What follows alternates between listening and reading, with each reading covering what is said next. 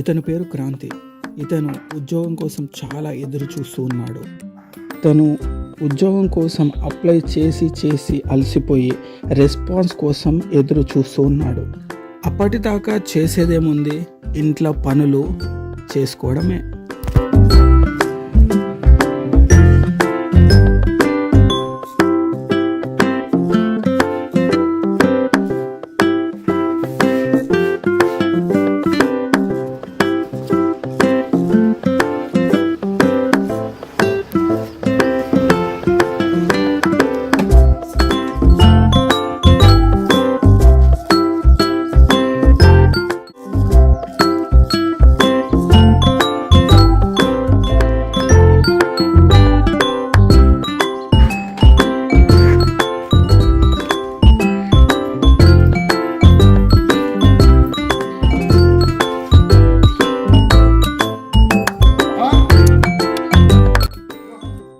అలా ఇంట్లో పనులు చేసుకుంటూ ఉన్నాడు.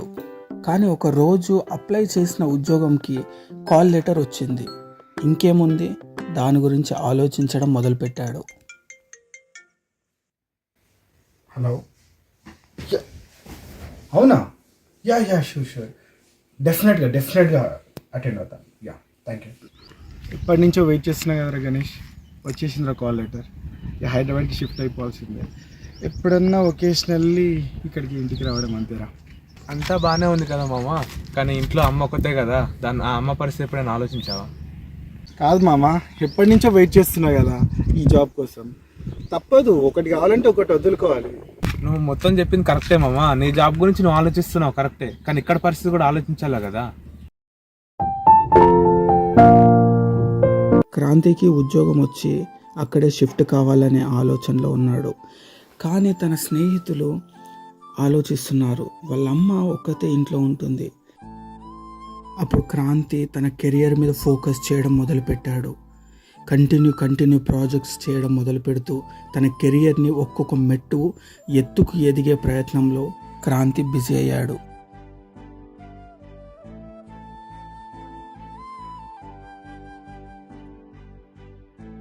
క్రాంతి వాళ్ళ అమ్మ మాత్రం తన కొడుకు కోసం ఎదురు చూస్తూనే ఉంది.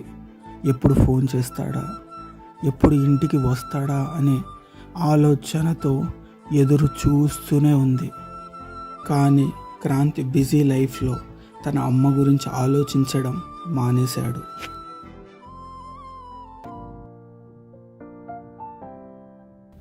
ఏం గణేష్, మొన్న అసలు నేను ఫోన్ చేస్తే కనీసం లిఫ్ట్ కూడా చేయలేదు.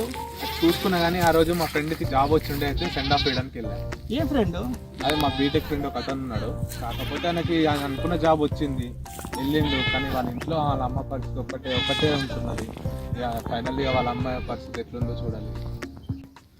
మా ఫ్రెండ్ తన జాబ్ కోసం అని వెళ్తున్నాడు, కానీ ఒక్కసారి వెనకాడికేసి వాళ్ళ అమ్మ పరిస్థితి ఒక్కసారి చూసుంటే బాగుండేదేమో అనిపిస్తుంది. నువ్వు చెప్పింది కరెక్టే గణేష్, కానీ ఎవరు ఊరికే తప్పు చేయరు. కొన్ని పరిస్థితుల వల్ల అలా జరుగుతూ ఉంటాయి. సరే, సమయం వచ్చినప్పుడు మాట్లాడదాంలే. ఆ సమయం రానే వచ్చింది.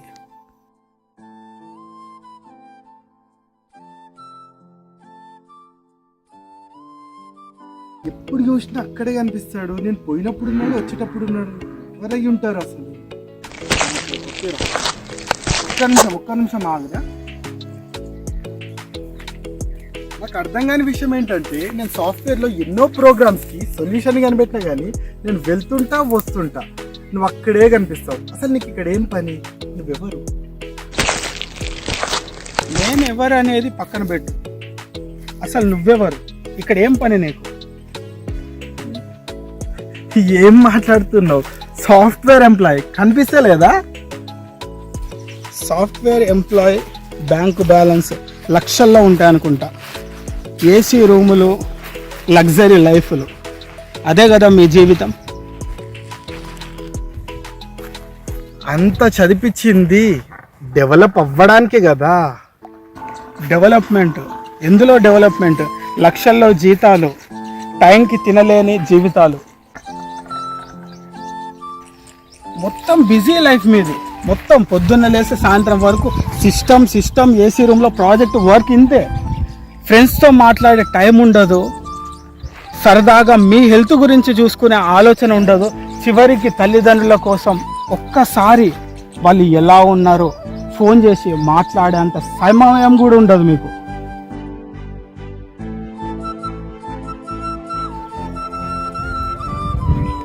అంటే ఇప్పుడు ఏం చెప్పాలనుకుంటున్నాను? ఇంజనీరింగ్ పూర్తయి ఒక 4-5 సంవత్సరాలు అయిపోయి ఉంటుంది. ఉద్యోగాలంటూ యుఎస్ఏలు అంటూ చాలా మీ యొక్క జీవితం గురించి చాలా దూరమే వెళ్ళిపోతున్నారు. ఇదే ప్రతి తల్లిదండ్రులు కూడా కోరుకునేది వాస్తవమే. కానీ మీ బిజీ షెడ్యూల్లో కావచ్చు, మీ ఉద్యోగాలంటూ అసలు కన్న వాళ్ళ గురించి ఆలోచించేంత సమయం కూడా మీకు ఉండట్లేదు. ఇంట్లో అమ్మ ఒక్కతే ఉంది. ఉద్యోగం అంటూ 4 సంవత్సరాల దూరం వెళ్ళిపోయినావు నువ్వు, కానీ ఇంట్లో నీ కోసం ఎదురు చూసే అమ్మ ఉంది అని ఎప్పుడైనా నువ్వు ఆలోచించావా? నీ ఫ్యూచర్ కోసం, నీ బిజీ లైఫ్ కోసం, నీ జాబ్ కోసం, నీ టెన్షన్స్, ప్రాజెక్టులు అంటూ అదే బిజీ లైఫ్లో నీ ఆరోగ్యం పాడు చేసుకుంటూ కూడా ఎప్పుడైనా నాకంటూ ఒక అమ్మ ఉంది, అమ్మ నా గురించి ఆలోచిస్తుంది, ఒక్కసారి ఎలా ఉంది అని ఎప్పుడైనా ఆలోచించాలనిపించిందా నీకు?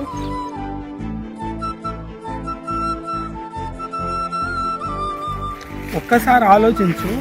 నువ్వు వెతుక్కుంటూ వెళ్తున్న దారిలో జీవితం ఉందో లేదో, కానీ నువ్వు వెళ్తున్న దారిలో నీ వాళ్ళని ఎంత దూరం అవుతున్నావో ఒక్కసారి ఆలోచించు. ఎందుకంటే బతుకున్నప్పుడే కదా మనం ఏదైనా చెయ్యాలన్నా, ఏదైనా వాళ్ళకి ప్రేమ చూపించుకోవాలన్నా.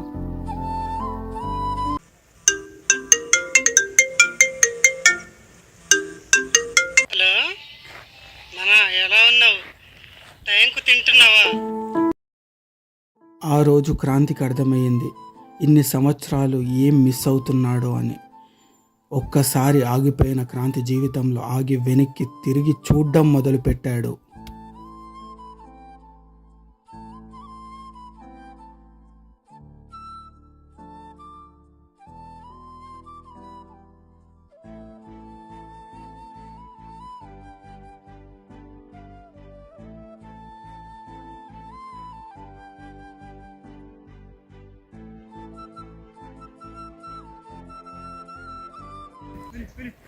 హలో ప్రకాష్, నేను 1 వీక్ ఆఫీస్కి రావట్లేదు, మేనేజర్కి చెప్పే. ఎక్కడికి వెళ్తున్నావు క్రాంతి?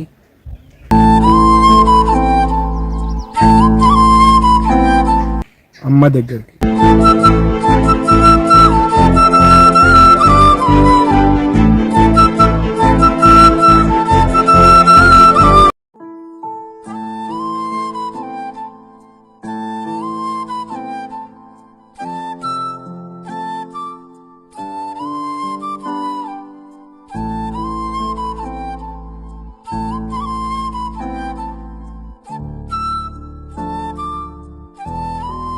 ఏంటి నాన్న, ఎప్పుడు ఫోన్ చేసి వచ్చేవాడివి, సడన్గా వచ్చావేంటి నాన్న? ఏం లేదన్నా, నేను చూడాలనిపించింది, అందుకే వచ్చా. కడుపులో తన్నావని కనకుండా ఉంటుందా అమ్మ? కనిన తరువాత కడుపులో పెట్టుకోకుండా చూసుకోగలదా అమ్మ? అమ్మ నిన్ను ఎలా చూసుకుంది, ఎలా నిన్ను పెంచింది అని ఒక్కసారి ఆగి ఆలోచించు. అంత ప్రేమించే అమ్మకి నువ్వు ఏమి ఇవ్వగలవు? అమ్మ ప్రేమ అంతు లేనిది. అమ్మ ప్రేమ ఎవ్వరికి అర్థం కానిది. అమ్మ తన భర్త కోసం, తమ పిల్లల కోసం, తమ కోడళ్ళ కోసం, తన మనవరాళ్ళ కోసం, తన మనవళ్ళ కోసం, తమ జీవిత కాలం వాళ్ళ కోసం పని చేస్తూనే ఉంటుంది అమ్మ. తనకంటూ ఒక జీవితం ఉందని తెలుసుకోలేని మూర్ఖురాలు అమ్మ.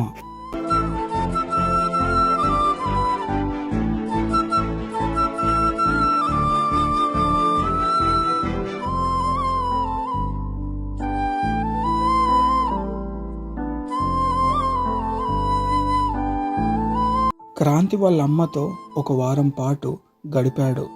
సంతోషంగా వాళ్ళమ్మ చేతి వంట తింటూ, వాళ్ళమ్మ ఒడిలో సేద తీరుతూ, సంతోషమైన కబుర్లు చెప్పుకుంటూ గడిపాడు. ఈ రోజుల్లో ప్రేమ అంటే ఎన్నో రకరకాలు చెప్పుకుంటూ తిరుగుతుంటారు. అమ్మ ప్రేమ గురించి మనం ఎక్కడ మాట్లాడము. అమ్మ ప్రేమ లేకపోతే మనకు చిరునామే లేదు. అలాంటి అమ్మ ప్రేమ కోసం మనం మాటల్లో చెప్పగలమా? మనకి సమయం ఉన్నప్పుడు అమ్మతో కాస్త సమయాన్ని గడుపుతూ మన ప్రేమ ఏంటో చూపించు. ఓకే బాయ్ నాన్న. మమ్మీ ఇకపై నువ్వు ఇక్కడ నేను అక్కడ ఉండడం కాదు, ఇద్దరం ఒకే దగ్గర ఉండేలా ప్లాన్ చేస్తాను. ఓకేనా? ఓకే నాన్న. బాయ్. Okay bye. జాగ్రత్త.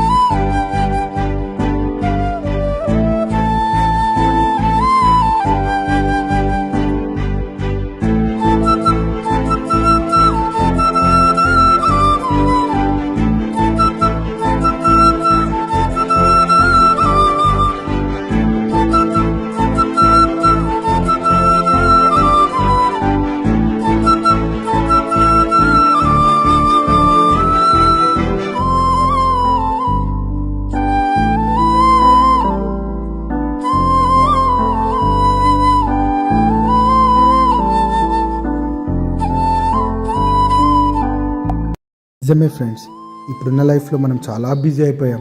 అమ్మతో స్పెండ్ చేసే అంత టైం కూడా మనకి దొరుకుతలేదు. ఎంత బిజీ స్కెడ్యూల్లో ఉన్నా కూడా ప్రేమగా రోజుకోసారి అమ్మతో మాట్లాడండి, వారానికోసారి అమ్మతో టైం స్పెండ్ చేయండి ప్రేమగా. అప్పుడు అమ్మ హ్యాపీ, మనం అమ్మని హ్యాపీగా ఉంచిన వాళ్ళం అవుతాం.